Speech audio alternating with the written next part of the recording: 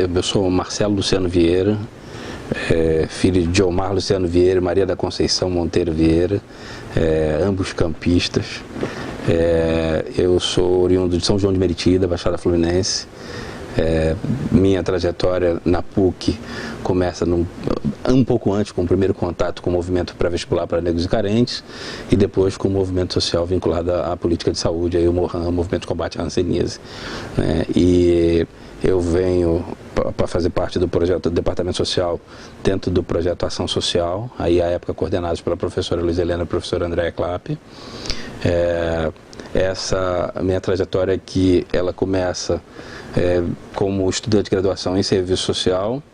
Eu aqui fui tomando contato com o conhecimento acadêmico, descobrindo... primeiro eu vim buscar o conhecimento acadêmico com a ideia de ter o diploma que melhoraria minha condição financeira após a minha conclusão e poder trabalhar e ter uma remuneração melhor. Inicialmente era muito utilitarista mesmo, de fato, ter melhor salário, né? E depois, quando eu começo a estudar, eu começo a me dar conta de que o conhecimento sistematizado, numa perspectiva, num diálogo plural, muito mais amplo, ele era para muito além de me dar a remuneração, uma melhoria na remuneração. Talvez ele me ajudasse a me constituir no sujeito que eu sou hoje. Então, essa construção e esse entendimento veio se dando ao longo aí da minha construção na graduação.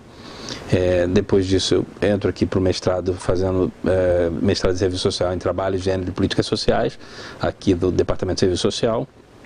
Fui orientado pelo professor Ricardo Ismael, das Ciências Sociais, onde eu comecei a dialogar um pouco mais forte com a ciência política e com as ciências sociais, e isso me abriu ainda mais o horizonte com relação ao conhecimento, onde eu começo a perceber a necessidade do conhecimento para além da remuneração e para além de um aporte de constituição enquanto sujeito, mas eu começo a perceber o conhecimento olhando naquilo que eu poderia produzir no mundo. Então, que efeitos eu poderia produzir no mundo, né? E aí, essa amplitude foi com que eu comecei a olhar para o discurso de cidadania. Foi quando eu estudei a cidadania do movimento social, a cidadania das pessoas atingidas pela hanseníase, na dissertação de mestrado. E aí, com isso, até por uma sugestão do professor Ricardo Ismael, que eu deveria buscar a saúde, eu fui fazer o doutorado em ciências, nesse caso específico, ciência da informação, na Fiocruz, onde eu concluí estudando a participação da sociedade civil, o engajamento público na Agenda Nacional de Prioridade de Pesquisa, olhando especificamente o campo das doenças negligenciadas, olhando a hanseníase, ampliando um pouco o debate que eu vinha fazendo de lá para cá. Esse contato com o doutorado e com essas leituras me trouxeram a necessidade de pensar que não dá para ficar comigo esse conhecimento, né? Esse conhecimento precisava ser minimamente compartilhado, né? Assim, e aí depois, ainda na entrada do doutorado, logo depois ainda no primeiro ano, eu participo aqui na entrada no Departamento de Serviço Social e venho dar aula no Serviço Social, dando a disciplina de Seminário de Saúde Política e Políticas de Saúde, onde eu começo a falar sobre uma outra dimensão do Sistema Único de Saúde, que não a assistência hospitalar propriamente, mas o Sistema Único de Saúde enquanto política promotora de redução das desigualdades historicamente produzidas pelo país. Então, sob o ideário da reforma sanitária. E aí isso começa de alguma maneira a ancorar a ideia que eu começo a perceber de que era necessário produzir efeitos no mundo, né? Então, poder trabalhar com alunos, ainda que na graduação, no momento em que eles entram com um discurso midiático produzido contra o sistema de saúde público, né? E de repente esses alunos saem do curso com uma leitura de que o sistema de saúde público só é o sistema de saúde público que atende a 75% da população brasileira e que só tem essa saúde porque tem o sistema público de saúde. Isso para nós assim, algum grau de transformação, né? Assim, isso permite perceber que a gente terá aí para frente um pouco mais de outros agentes na luta por uma saúde pública de qualidade. né? Uma outra questão que ainda na minha chegada foi o contato com o movimento estudantis, né? O movimento na época, o PVNC, e o contato com o próprio movimento negro à época, com o contato com o Frei Davi, lá ainda em São João, na Matriz. Quando a gente começou, aquele período estava entre aquele limite entre você sair do segundo grau, né, a época chamava de segundo grau, não ensino médio, e a entrada para a universidade. Ali a gente começa a tomar conhecimento, na verdade, dessa ideia do outro, assim, começa a tomar conhecimento da necessidade de se tornar um sujeito que olhe além do seu próprio umbigo, né?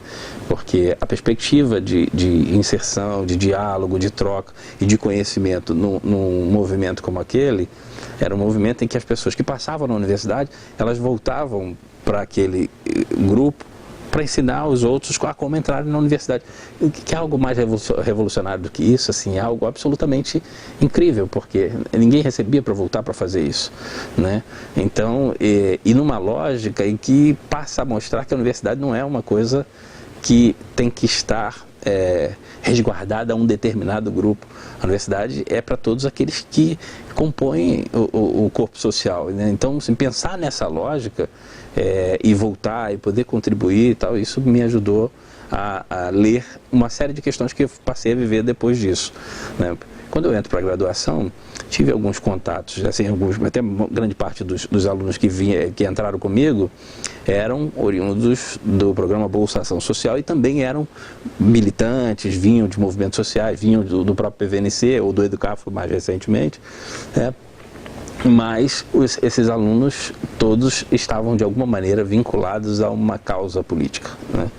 Quando eu entro para o mestrado, grande parte dos meus colegas de mestrado, foram 10 alunos, 10, 12 alunos, primeiro eu era o único negro dentro do mestrado, né? Estou falando do mestrado aqui, né? Dentro do Departamento de Serviço Social, dentro da PUC, então, ler que você fura um pouco os espaços é interessante, né? Mas tem alguns reveses que vêm nesse caminho, né? Porque o que é interessante? Interessante que você consegue abrir algum canal e entrar em alguns espaços que historicamente não estavam constituídos para ser seus. Isso é um ponto. E o que passa a ser interessante? Que você começa a lidar com algumas... Não é discurso de vitimização, acho que é um dado importante ler isso, porque historicamente eu não fui militante da causa ancorado no debate da diáspora. Eu começo, na verdade, a me dar conta da necessidade de me aproximar da diáspora já entre meados e fim do doutorado. Olha que interessante. Eu passei a graduação inteira na universidade, que tem... por uma formação, por sua própria constituição, entre alunos bolsistas oriundos das classes menos abastadas e, por natureza, os alunos pagas oriundos das classes mais abastadas, ela é conflitual e interage esse conflito de forma permanente, e, historicamente, eu não me dei conta disso, né, durante a graduação e durante o mestrado. Eu passo a me dar conta disso quando eu começo no doutorado e dando aula para a graduação. É quando eu começo a perceber alguns movimentos, inclusive dos alunos me trazendo em sala de aula. E aí é o momento que eu começo a me dar conta de que muito mais... E aí eu olho para a minha trajetória, vejo que na graduação ainda tinha, mas se eu olhar que na graduação os meus pares passavam muito pela minha mesma lógica, mas já no mestrado não eram. Os meus pares não vinham do mesmo lugar que eu vinha, né? No doutorado, menos ainda. Numa turma de 6, eu era o único negro e o único oriundo da Baixada Fluminense, né? Então, e agora eu estou fazendo pós-doutorado em saúde coletiva na UERJ. Vocês pensem que, bom, primeiro que só tem eu, né? Só eu entrei, né?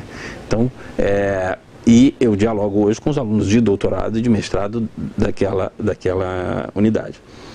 Mas o que é interessante é que é a escola de medicina. Então, só tem eu também de negro, né? É uma escola de medicina pública, né? Que forma ainda com excelência, com qualidade, apesar desse sucateamento que tem acontecido com a UERJ, que a gente tem acompanhado aí, né?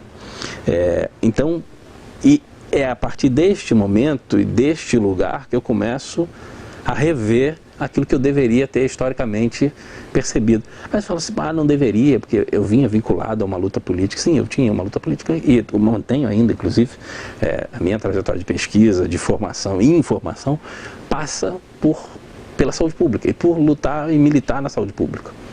Mas olhar para a diáspora, estudar a diáspora hoje não passa apenas por uma luta ou por militância, passa por uma construção de identidade e reconhecimento de identidade, né? Então é fundamental. Agora no ano passado eu fui convidado até por um dos alunos daqui, né, o Esteban, que faz parte do coletivo Nuvem Negra, para participar de um evento que é o Encontro Nacional de Estudantes e Pesquisadores Negros, né, o ECUM, e foi na UFRJ, e foi, segundo eles, a primeira vez que esse evento foi organizado, e eu fui como avaliador dos trabalhos que foram apresentados, com participantes, ou seja, apresentando trabalhos negros e avaliadores negros. Então, assim, pense que isso tem alguma trajetória, alguns anos, e é a primeira vez que você tem professores, doutores negros a ponto de poder avaliar os trabalhos. O que significa isso? Significa que numa trajetória em que a gente, com quase 500 anos, só agora a gente conseguiu ter um grupo de professores negros a ponto de poder avaliar trabalhos. Que mostra uma questão absolutamente relevante, que quando eu comecei a minha trajetória acadêmica, eu sempre procurei, isso na minha vida inteira, sempre procurei trabalhar com a ideia de referências, né? Então sempre procurei olhar referências. Porque pelo visto você deve ser um bom leitor, né? Excelente pergunta, assim, essa coisa com relação à leitura, né? Assim, eu como eu disse, sou filho de pais, a minha mãe estudou até o chamado científico à época, mas uma exímia leitura, assim, de tudo, até hoje minha mãe lê de tudo, né? Assim, de tudo. Pensar, minha mãe é uma usuária do exercício da leitura, mas usuária para não chamar de consumidora, né? Muito potente, assim, né? E é uma referência muito significativa para o diálogo com a leitura, né? Uma outra referência importante na minha vida com relação à leitura foi meu tio, né, Jorge Gomes Monteiro, que é recém-falecido e que também estudou até o ensino médio, mas era um leitor de uma estante. Eu ia à casa dele, aquela estante era o meu parque de diversões, porque ele lia de tudo, né? Essa de Queiroz, Camões, o meu contato com, eu diria, a melhor base da literatura passa pela estante do meu tio, né? E até recentemente eu ia à casa dele, no mestrado ainda, eu lia os meus artigos, os trabalhos, porque ele ficou deficiente visual, então eu lia para ele e começava a discutir sobre ele. Então eu tinha aprendido, inclusive com o volume de leituras que eu lia, vou já falar sobre a trajetória, mas com o volume de leituras que eu tinha, e eu tinha também uma linguagem bastante rebuscada, até erudita, por conta desse volume de leitura. E aí eu achava que, onde é que eu tinha que usar isso, se não na universidade? Né? Se eu estou dentro da universidade, o espaço de eu poder fazer uso daquela linguagem que eu tinha, eu diria, batalhado tanto para aprender, era esse o lugar que eu tinha que usar. E aí, óbvio, né, porque assim, eu tinha sempre uma reclamação ou outra dos professores, porque eu usava uma linguagem rebuscada, usei muito latim, né, então ia no sine qua non, na doc, hic et nunc, usando essas coisas, e eu ficava pensando assim, porque eu estava achando que eu estava produzindo bem. Um dia eu fui no mestrado já, fui apresentar um trabalho para ele, fui ler, aí ele disse, olha, está muito bonito, porque eu fui falar sobre a pobreza, né? Fui escrever um artigo sobre pobreza. Disse, olha, está muito bonito do ponto de vista da linguagem, está interessantíssimo, está rico, né? Mas eu fico me perguntando se você escreveu para quem, se foi para você ou se foi para alguém ler, porque falar o difícil fácil não é tão difícil. Difícil é falar o fácil, difícil não é tão difícil. Difícil é falar o difícil fácil. Quando ele falou isso para mim, ele reconduziu a minha forma de produzir e de escrever. E aí eu penso que a partir daquele momento eu começo a entender que a linguagem também é um instrumento de dominação. Com certeza. A partir daquele momento eu começo a perceber que os discursos entre a semântica, a semiótica e tal, são sim ferramentas estratégicas para a perpetuação de poder, né? E com uma leitura que era a história de que eu preciso alcançar o outro com a minha fala. Aí voltando para a minha trajetória, só que esse é um dado que eu não queria perder, mas eu estudei a vida inteira até aqui, chegada na universidade, em escola pública. Estudei era inicial, Grupo Escolar Rubens Farrula. Depois quando eu entrei que era no Jardim, depois eu entrei para o ensino fundamental, ele se chamou Colégio Estadual Rubens Farrula, e até hoje chama desse nome. Esse colégio, eu tive contato ali com excelentes professoras de português. Lembro o nome até hoje, Hélia Neves Cruz, assim, a minha grande tutora do ponto de vista de olhar para a literatura, das figuras de linguagem, figura de palavra, para que eu pudesse conhecer, dialogar, aprender um pouco sobre aquelas figuras e entender qual era o sentido do uso delas, né? E quem me despertou para leituras como Manuel de Andrade, né, Essa de Queiroz, como Manuel Bandeira, João Guimarães Rosa. Então, as crônicas, foi com ela que eu aprendi a passar por leitura sobre as crônicas, e que no doutorado fizeram muita diferença na minha vida, porque no doutorado, na Fiocruz, a gente tinha a necessidade de manter um blog sobre a trajetória, com textos não formais e não acadêmicos, com textos livres. E eu usei muito das crônicas e o diálogo do Guimarães Rosa e às vezes do Manuel Bandeira um pouco para produzir a minha vivência no doutorado. Eles estão disponíveis inclusive no blog. Então a ideia de poder dialogar com isso tudo veio ali ainda no ensino fundamental, até o primeiro segmento, até a quarta série. E lá na sua escola tinha livros, tinha biblioteca? Tinha uma biblioteca, era uma biblioteca, penso eu, a gente tinha acesso, a gente pegava os livros na biblioteca, a gente usava muito a biblioteca da escola, né? A gente usava o refeitório para ler muitos livros, assim, naquela época a gente podia, a gente tinha um momento do recreio e todo mundo queria jogar bola, eu também, né? Sempre fui, mas quando era a aula de português eu não ia jogar bola, então era o dia que eu ia para o refeitório para ler. Eu usei também muito a biblioteca da cidade, que era uma biblioteca pequena, que era chamada Centro Cultural, mas era uma biblioteca no centro da cidade de São João ali. Então eu usava muito aquela biblioteca, e a biblioteca do Sesc me foi, até hoje às vezes eu ainda uso a biblioteca do Sesc em São João como referência para um espaço que eu quero ler, eu quero escrever alguma coisa, eu vou para aquela biblioteca, porque eu tenho um processo de produção muito complicado, que eu preciso de silêncio pleno, então eu vou para uma biblioteca e eu consigo escrever bem, né? E no ensino médio, eu também, estudando lá, ali eu tomo contato com a ideia de movimento estudantil, o Grêmio. Lindbergh, à época, estava presidindo a UNE. Naquele momento, ele estava indo para a Baixada para a criação dos Grêmios e o fortalecimento da União Brasileira de Estudantes Secundaristas. Então, a gente estava naquele fervor. Então, ali eu me filiei partidariamente ao PCdoB naquele momento, depois já do término do ensino médio, e a busca ali pela universidade e tal. Então fazia um diálogo muito próximo com a perspectiva marxista, porque a gente fazia muita leitura. Eu venho também de um processo que passa por o apoio das SEBs, então eu tive muitas leituras com as SEBs, né? As comunidades eclesiásticas aí de base, e eu venho também de uma formação escoteira, né? Então, assim, eu fui escoteiro desde os 10 anos e ainda hoje meu filho é escoteiro e eu sou membro da diretoria do movimento escoteiro. Então, o contato com o compromisso com o público e com o outro talvez venha muito do movimento escoteiro. Bom, posso fazer mais uma pergunta? Tá. Então, voltando aqui para a PUC, você disse que você percebe hoje muitos alunos, e mesmo no mestrado, que vieram de escolas de movimentos sociais e tudo, que isso já é uma constante. Você vê esses meninos, esses alunos aqui, né? Sim. Você não falou Sim. disso, né?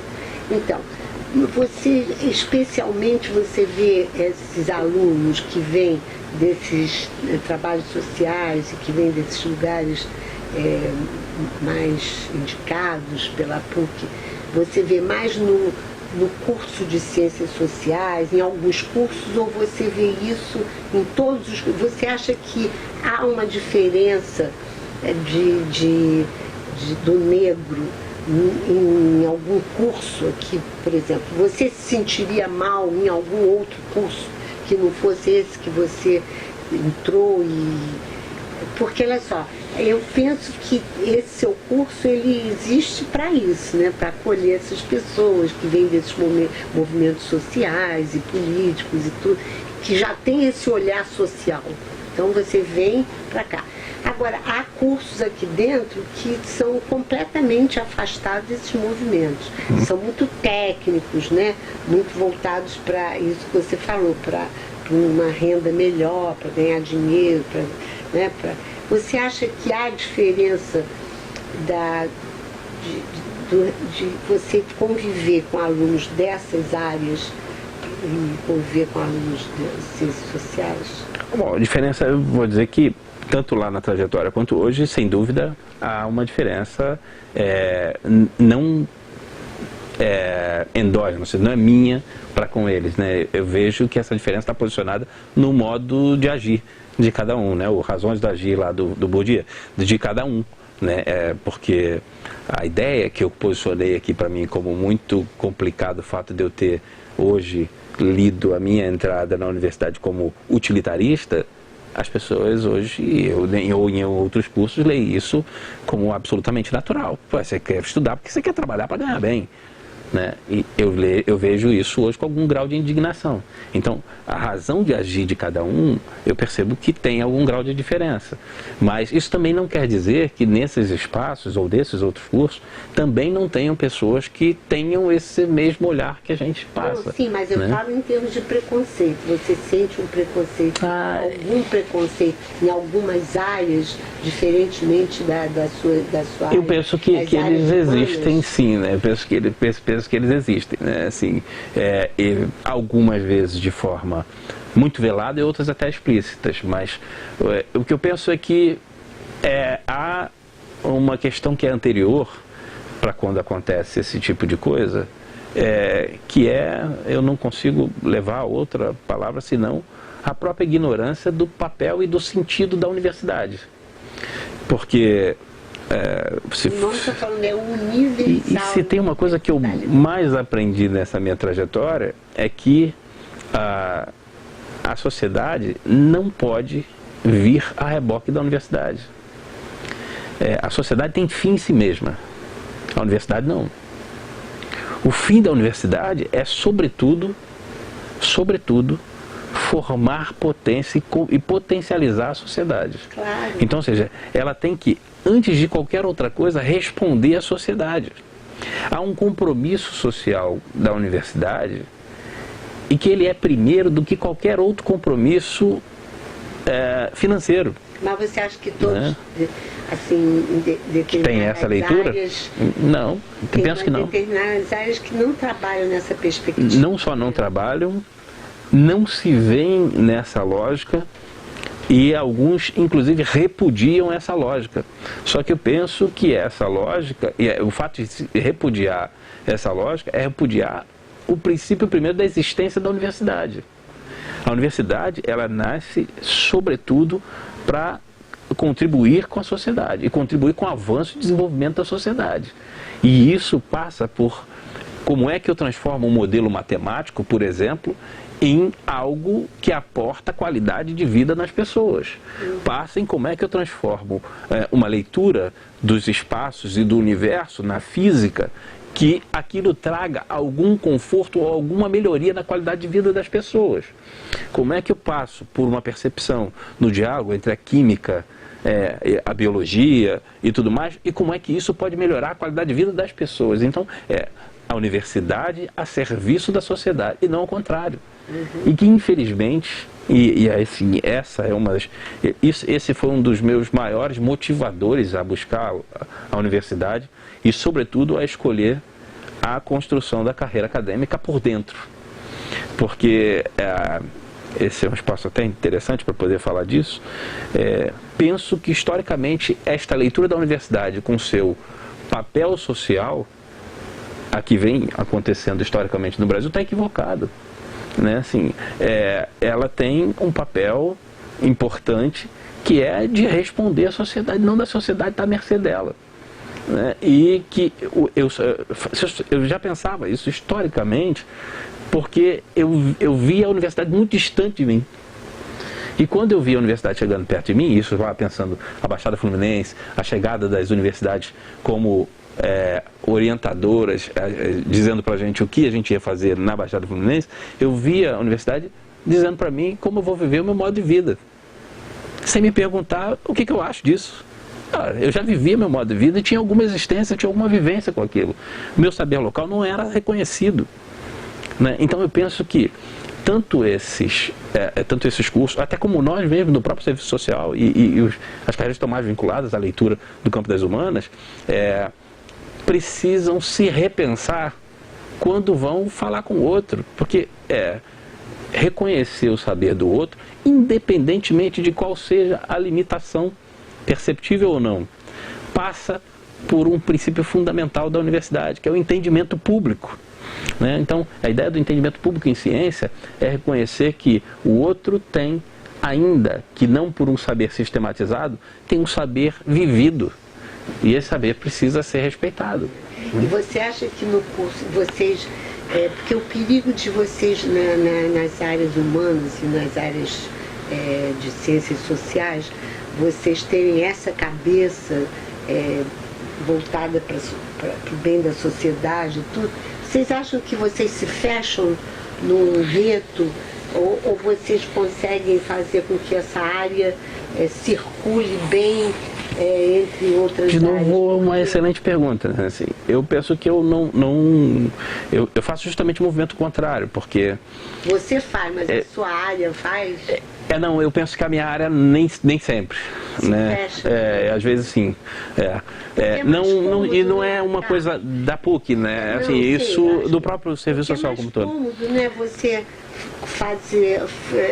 conviver e dialogar com seus pares. Né? Exatamente. Outros, né? A dificuldade. Há uma tentativa, assim, eu vejo que é muito claro, assim, o serviço social tem um projeto de interlocução muito claro, ele nasce pela interdisciplinaridade, né? Então ele tenta se posicionar muito nesse movimento, mas às vezes tenta muito e como o enfrentamento é tão distante, há uma certa conformação. Então, não porque prefere ficar entre os pares, mas tentou, não deu certo, ele prefere deixar um pouco isso.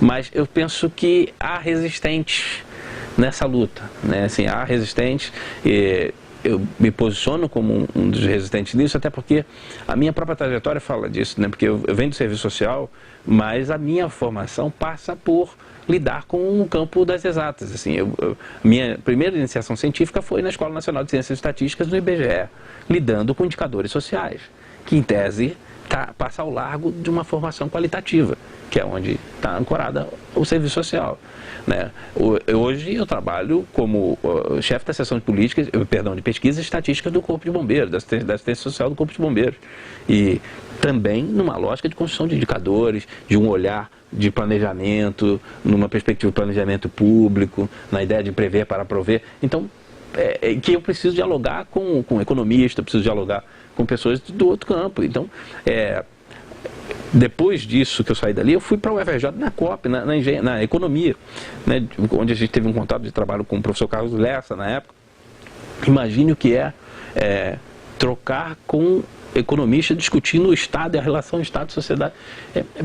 É muito distante da nossa leitura, mas se a gente não se apropriar disso, a gente vai tender a isso. Se fechar num determinado mundo e até quase que de forma algorítmica, achar que está tudo um céu, porque vamos falar quase a mesma coisa entre nós. Então vamos de fato todo mundo acreditar que estamos produzindo algo positivo e está tudo mudando, apesar da gente perceber o mundo caindo do lado da gente, né? Então eu penso que é preciso dialogar com o diferente. A última perguntinha, porque está se estendendo muito, assim, você acha que...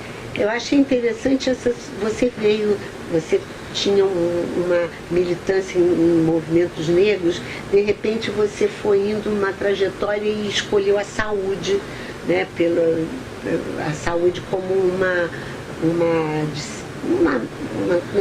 área que te interessou.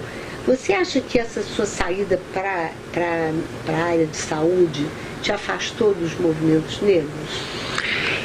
Eu penso que sim, e talvez eu diria que a ida para a saúde foi uma... Você seria uma pessoa bastante interessante para os movimentos negros. Sim, eu tenho feito o retorno hoje, né? Assim, eu tenho me aproximado. Hoje, eu diria que meu trabalho hoje como movimento negro, não posicionado diretamente dentro do movimento negro, mas como alguém que dialoga com o movimento negro, é muito mais forte, eu diria até que muito mais, eu diria, preciso do ponto de vista da relação do que quando eu estive lá atrás à busca da entrada na universidade. Por que hoje é mais forte e mais potente? Porque hoje é com algum conhecimento de causa. Então hoje eu sei de fato qual é a importância da minha contribuição. E lá atrás talvez eu tivesse mais inocente. Exatamente, né? Então, e agora, por que não foi? Eu penso que a saúde foi uma necessidade de sobrevivência. Porque a Baixada Fluminense historicamente sofria com a ausência de saneamento básico, sofria com um conjunto de ausências. Além de pobres financeiramente, nós éramos historicamente pobres de direitos. Então, e sobretudo os direitos de saúde, porque eles desdobram na existência da própria força de trabalho.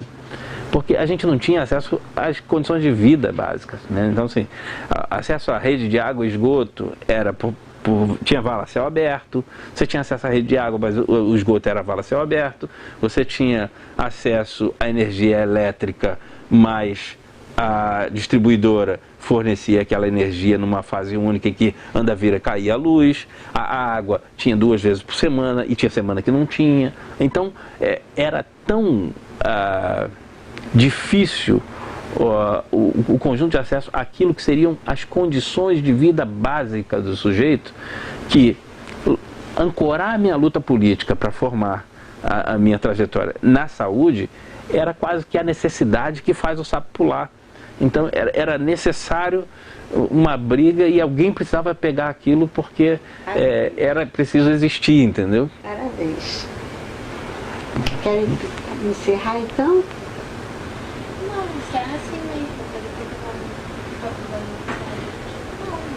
Tá, então professor Carlos, foi muito bom. Carlos? Marcelo. Marcelo. Quem fala Carlos? Foi Marcelo, desculpa. Marcelo, foi muito bom ouvir seu depoimento. Para nós é sempre interessante ver como é que a leitura, como é que o leitor consegue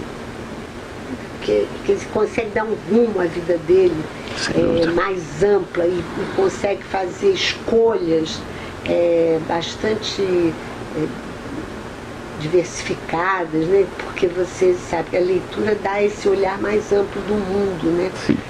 Então eu acho que você é um exemplo de leitor pela sua trajetória, que você circulou em várias áreas, teve vários interesses. Isso mostra que realmente você conseguiu tirar da leitura tudo de bom que a leitura pode nos dar. Tá, muito obrigado. Agradecer e colocar a cátedra sempre à disposição, quando você quiser falar mais, falar alguma coisa. Só fazer um comentário assim, sobre justamente essa sua última fala. Assim, eu penso que a leitura ela foi o grande divisor de águas, sem dúvida. Assim, ela é ainda, né, assim, a leitura. Aqui na PUC eu usei as bibliotecas, eu usei todas. Eu fui na biblioteca das Ciências Exatas, quando eu fui pegar um livro sobre Edgar Morin, Cabeça Bem Feita, foi onde eu fui tentar ampliar a ideia li o Relativizando também, foi tentar ampliar a ideia, tentar descompor as minhas verdades prévias, né? E aí era importante olhar nos outros espaços. E a leitura, eu usava tanto as bibliotecas, mas sobretudo os Jardins da PUC, que é um espaço absolutamente convidativo para a leitura e que transforma a gente. E imagina, a leitura faz a gente viajar, ela permite que a gente entre no universo trabalhado ali pelo autor, e dentro de um espaço como aquele, a gente consegue efetivamente ir no mundo que o autor está propondo para a gente, porque aquele espaço permite isso para a gente, né? Então, a oportunidade de passar por essa universidade é também a oportunidade de poder encontrar uma espécie de eu que estivesse dormindo, que era o meu eu lírico, né? Então, essa leitura, a possibilidade da leitura me trouxe muito isso, né? Esse encontro que foi onde eu tive meu primeiro trauma, né? Foi na aula de literatura, quando eu descobri o que significava o eu lírico, né? Então, e eu penso que de lá para cá, poder ter novos estranhamentos e novos espantos, com a possibilidade do novo, vem sempre a partir da leitura. Então, muito obrigado pela oportunidade. Penso que o trabalho que vocês estão fazendo é muito mais do que preservar a institucionalidade, mas é preservar a memória. E essa memória vai, de alguma maneira, fortalecer ainda mais a possibilidade de outras pessoas seguirem trajetórias suas próprias, mas com referências vivas que aí estão. Muito obrigado pela oportunidade. Obrigada, professor Marcelo.